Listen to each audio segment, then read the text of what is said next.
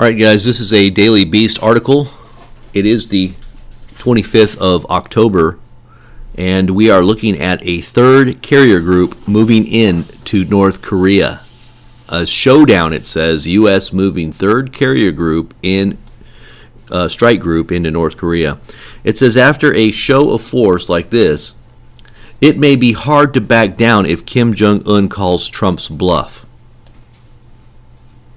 Now, three carrier groups. I've talked to a military friend of mine, and he said even if you've got one carrier group, never in the history of the military have we ever moved three carrier groups into one area.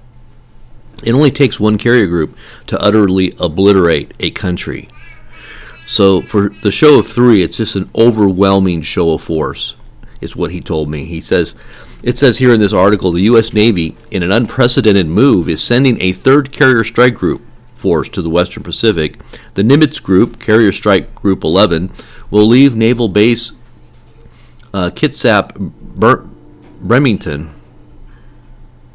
Bremerton on Thursday to join the strike groups centered around the Carl Vinson and Ronald Reagan. The presence of three aircraft carriers in a region suggests that President Donald Trump is going to force the North Korea issue soon. Now,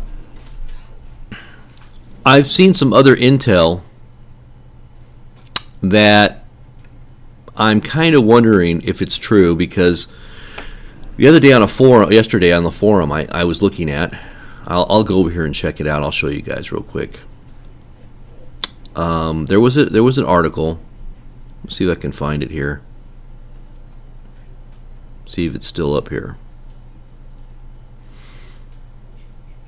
Here it is. Something's about to happen in North Korea. Now, a lot of times this is just, people embellishing, or their stories are, you shouldn't be able to believe them because they're just trying to get some attention. You never know. But this kind of had a little ring of truth, but you be the judge. Basically, it says, I walk my dogs every weekend with a group of similar dog owners. One of the group is a quiet guy who I learned was a Special Forces sniper for quite some time. He has been out of service for a handful of years.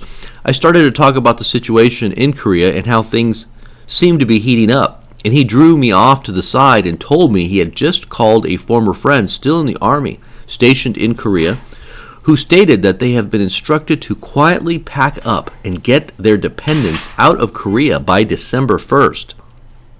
When he asked what was going on, his friend replied, "You can put two and two together, can't you?"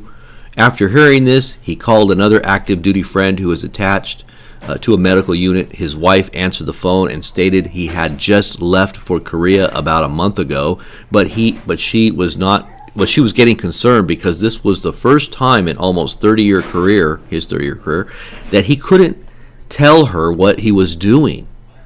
I know this is far from conclusive evidence that something is imminent, but I think I'm about to start adding two and two myself. So that was another article that kind of made me think there might be something more going down there.